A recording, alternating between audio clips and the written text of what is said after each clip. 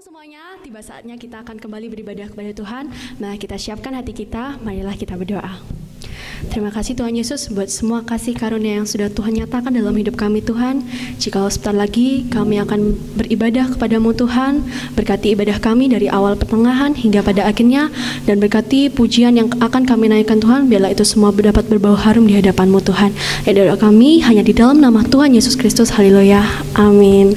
Haleluya, marilah kita bersama-sama meninggikan nama Tuhan, kita naikkan syukur kita angkat pujian, ku naikkan syukurku.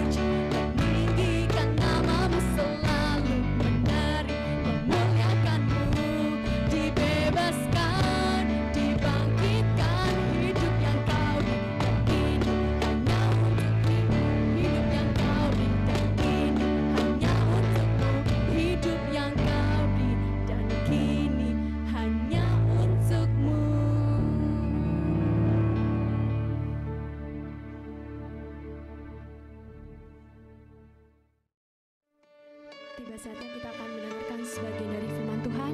Marilah kita siapkan hati kita masuk dalam hadirat Tuhan. Kita mau katakan dan percaya bahwa Tuhan akan selalu menolong kita.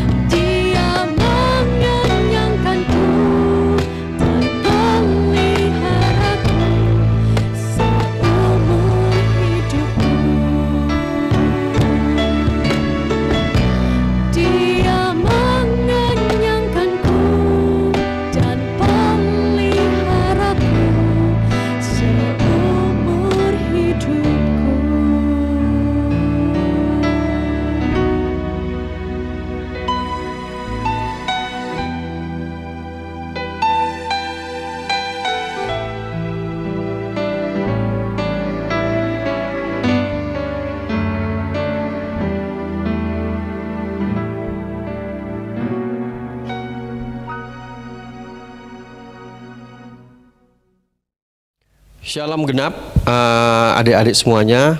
Kali ini saya diberikan kesempatan untuk memberikan renungan di genap. Saya beri judul Menjadi Dewasa.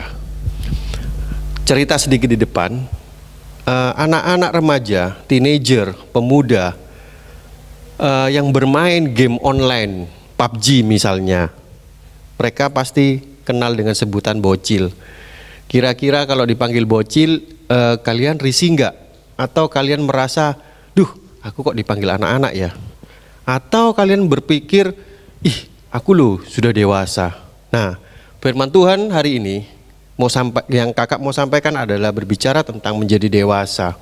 Tentunya kita semua nggak suka kalau dipanggil anak-anak atau dipanggil bocah cilik. Kesannya kayak negatif gitu loh. Atau kesannya kayak kita ini diasingkan, dikucilkan. Tetapi hari ini firman Tuhan bilang untuk menjadi dewasa, menjadi dewasa itu adalah pilihan. Menjadi tua karena usia itu pasti. Tetapi untuk tumbuh menjadi dewasa adalah keputusan kita.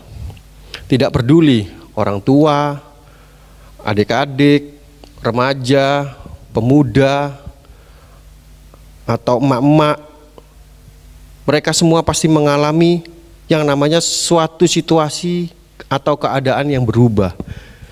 Berubah dalam hal biaya, berubah dalam hal pendapatan, perubahan dalam hal waktu, kesehatan, atau apapun yang kita semua alami, pasti akan ada yang berubah. Jadi hidup di dalam dunia ini tidak ada yang kekal. Tetapi untuk menanggapi semuanya itu, untuk kita mampu menghadapi semuanya itu, kita perlu memilih untuk menjadi dewasa. Saya coba artikan artinya dewasa itu apa sih? Dewasa itu dalam kamus bahasa besar Indonesia adalah matang dan telah menjadi pria atau telah menjadi wanita. Dijabarkan lagi adalah dewasa sama dengan matang, sama dengan bertanggung jawab, sama dengan berkarakter. Itu arti kata dewasa. Tentunya kita semua mau dan pastinya ingin menjadi orang yang berkarakter, menjadi orang yang bertanggung jawab, menjadi orang yang dewasa. Dewasa di sini bicara tentang kedewasaan rohani kita, kedewasaan tentang cara berpikir kita, kedewasaan dalam perbuatan kita. Mengapa sih penting bagi kita untuk menjadi dewasa? Jawabannya cuma satu, adik-adik. Agar kita ini terlatih untuk menghadapi semua situasi yang ada. Ayatnya ada di dalam Alkitab Ibrani 5 ayat 13-14. Sebab barang siapa masih memerlukan susu, ia tidak memahami ajaran tentang kebenaran. Sebab ia adalah anak kecil. Tetapi makanan keras adalah untuk orang-orang dewasa, yang karena mempunyai panca indera yang terlatih untuk membedakan yang baik daripada yang jahat.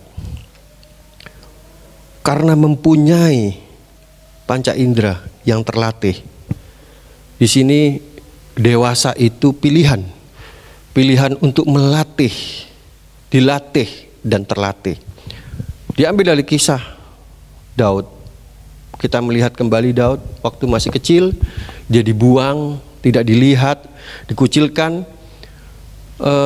Saudara-saudaranya jadi tentara, dia enggak, ditaruh di padang gurun, menggembalakan 2-3 ekor kambing dan domba. Artinya dia tidak masuk dalam hitungan karakter yang baik.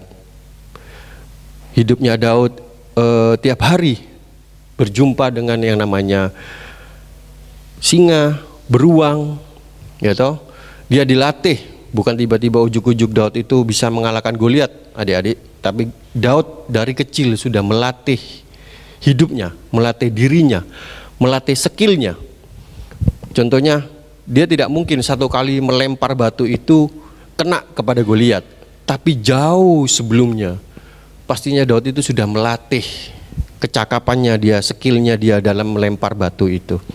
Mungkin satu hari, 1 tahun, 3 tahun, 4 tahun, sampai dia itu bisa titis. Titis itu apa? Tepat sasaran. Dan dia tidak tiba-tiba berani melawan Goliat tanpa ada keberanian yang dilatih. Dia berjumpa dengan singa, dia tarik janggutnya, dia bunuh beruang setiap hari untuk membela, menjaga kambing dombanya. Begitu juga dengan kita. Kalau kita tidak pernah melatih kehidupan kita, tidak pernah melatih skill kita, tidak mungkin tiba-tiba kita menjadi dewasa, tiba-tiba kita bisa berpikir beda, tiba-tiba kita bisa membuat keputusan yang beda. Tidak mungkin. Tuhan juga sudah bilang, melatih panca indera kita. Contohnya dalam kehidupan kita sehari-hari. Kalau adik-adik hari-hari ini ada sekolah online, jarang berjumpa dengan teman-temannya, nggak ke sekolah mungkin. Tiap hari kumpul bermain dengan gadgetnya. Contohnya apa? Ya, main game online itu. Di saat kalian sekolah online, oke, megang handphone. Setelah megang handphone, chatting, habis chatting, buka sosial media atau apapun, terus ujung-ujungnya kemana? Ya main game online. Akhirnya kalian kecantol di situ. Kalian di dalam situ bermain terus, pagi, siang, sore, malam main terus. Lupa waktu makan, lupa waktu mandi. Kalau dipanggil orang tua kalian marah, emosi. Karena apa? Jam hidup kalian diganggu. Merasa kehidupan kalian diganggu. Padahal kalau kita tarik lagi, renungkan kembali, apa sih gunanya kita bermain game online sampai segitunya? Ya, tidak ada hal yang dilatih di situ. Coba sekarang kita balik hidup kita. Waktu setelah sekolah online, kalian ambil waktu sebentar untuk melatih skill kalian. Contohnya, kalau yang suka basket, ya main basket. Kalau kalian kepingin belajar apa, komputer atau desain atau apa, ya kalian ambil waktu itu. Coba dihilangkan, waktu-waktu bermain ini dikurangin. Supaya apa? Kita ini harus ingat, tujuan kita itu adalah menjadi serupa dengan Kristus. Gak bisa tiba-tiba adik-adik mau jadi orang sukses tanpa ada sesuatu yang dikorbankan, tanpa ada sesuatu yang dilatih untuk menjadi skillful. Jadi di sini kakak mau sampaikan adalah, pada zaman dulu, saya masih kecil, saya masih remaja, orang tua saya suka bilang, orang bekerja itu melarat, orang bekerja itu menderita, orang bekerja itu banting tulang, capek, begini, begitu. Nah, setelah hari ini saya menjadi orang tua, saya sudah punya anak 2, saya berpikir, betul, kalau kita hidupnya ini main-main, santai-santai, tidak ada yang sesuatu yang dilatih dari hidup kita, maka hidup kita ini menjadi sia-sia. Hidup kita ini tidak akan punya arti buat anak-anak kita. Kita mau kasih biaya mereka bagaimana, mereka kepingin apa kita tidak bisa memberi. Nah, coba kita semua berpikir ke depan. Melatih itu memang kesannya tidak enak. Karena apa? Ada sesuatu yang disakiti, yaitu tubuh kita, perasaan kita, pikiran kita. Kemudian ada juga waktu yang dikorbankan. Ada juga sesuatu yang kita hobi, itu harus dikorbankan. Karena tujuannya adalah untuk kebaikan. Kalau orang Chinese bilang, orang Chinese itu kalau kerja melarat, orang Chinese itu kalau kerja menderita. Itu betul adik-adik. Tujuannya apa? Mereka hidup menderita, mereka bekerja menderita, melarat. Tujuannya apa? Mengumpulkan rezeki itu, berkat itu untuk dipersiapkan kepada anak-anaknya.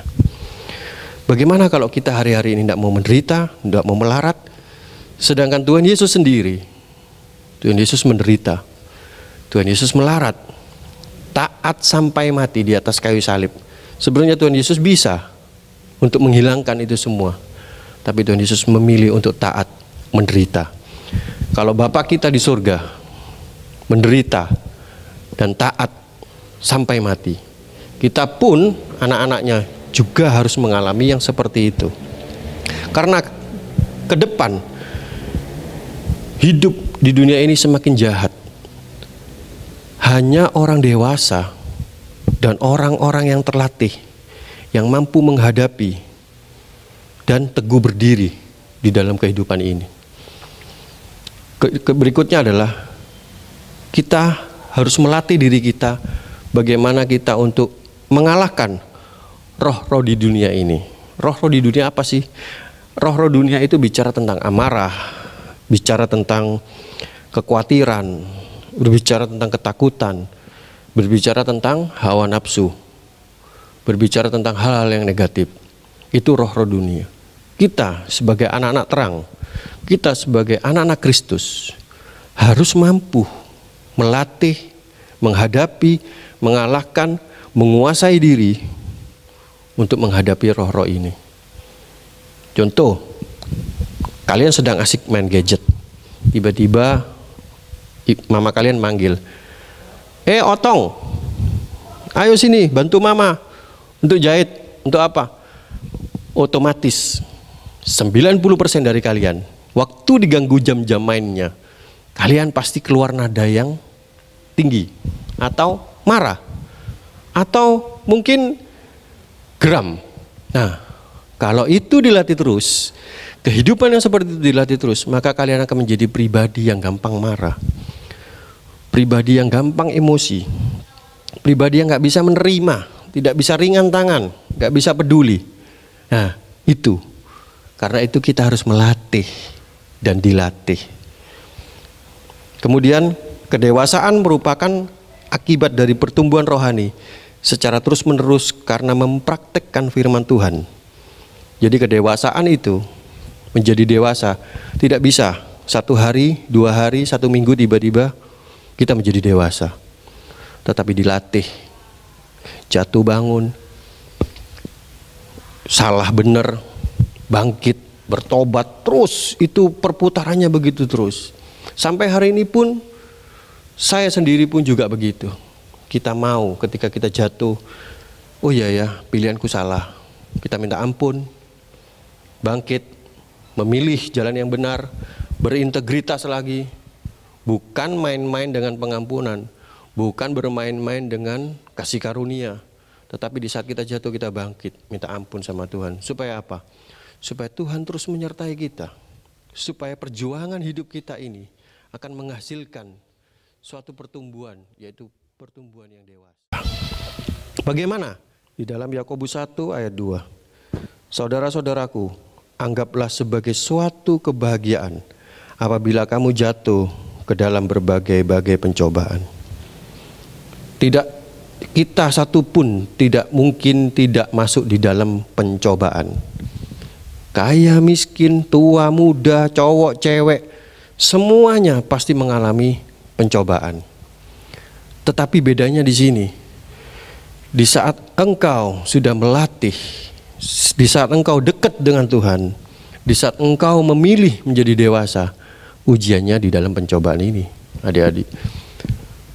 Pencobaan itu bicara tentang ujian, berbicara tentang ketekunan. Di saat engkau masuk di dalam pencobaan, nah apa yang sudah engkau latih ini? Contoh, kita nggak bersungut-sungut di saat kita tidak punya pendapatan. Kita nggak bersungut-sungut di saat kita cuma makan nasi sama tahu, yang biasanya makan capcay terus. Hari ini kalian makan nasi sama tahu, nggak apa-apa, disyukuri. Yang biasanya punya paketan internet 100 giga, sekarang cuma punya 1 giga, nggak apa-apa, dinikmati. Dirubah berpola pikirnya bahwa segala sesuatunya ini punya maksud. Segala sesuatunya ini adalah baik untuk tujuan hidup kita. Segala sesuatunya membuahkan hasil nanti pada akhirnya. Peribahasa bilang, bersakit-sakit dahulu, bersenang-senang kemudian. Kalau orang dunia, nikmatnya datang dulu, sengsaranya datang belakangan. Tapi kalau kita di dalam Kristus, kesengsaraan di depan, kenikmatan dan kemenangannya akan menyusul di belakang. Yang kedua, bertekun dalam iman. Ayatnya dalam Yakobus 1 ayat 3-4. Sebab kamu tahu bahwa ujian terhadap imanmu itu menghasilkan ketekunan, dan biarlah ketekunan itu memperoleh buah yang matang, supaya kamu menjadi sempurna dan utuh dan tak kekurangan suatu apapun. Bertekun di dalam iman menimbulkan suatu ketekunan. Karena apa? Apa yang kita telah doakan, Apa yang telah kita baca di dalam firman Tuhan, apa yang kita praktekkan hari ini akan menghasilkan suatu ketekunan, sehingga kita mampu menghadapi ujian hari-hari ini. Yang terakhir, setia melakukan firman Tuhan. Yakobus 1 ayat 22. Tetapi hendaklah kamu menjadi pelaku firman dan bukan hanya pendengar saja, sebab jika tidak demikian kamu menipu diri sendiri. Kita menjadi pelaku firman, bukan cuma mendengar, tetapi mempraktekkan firman Tuhan.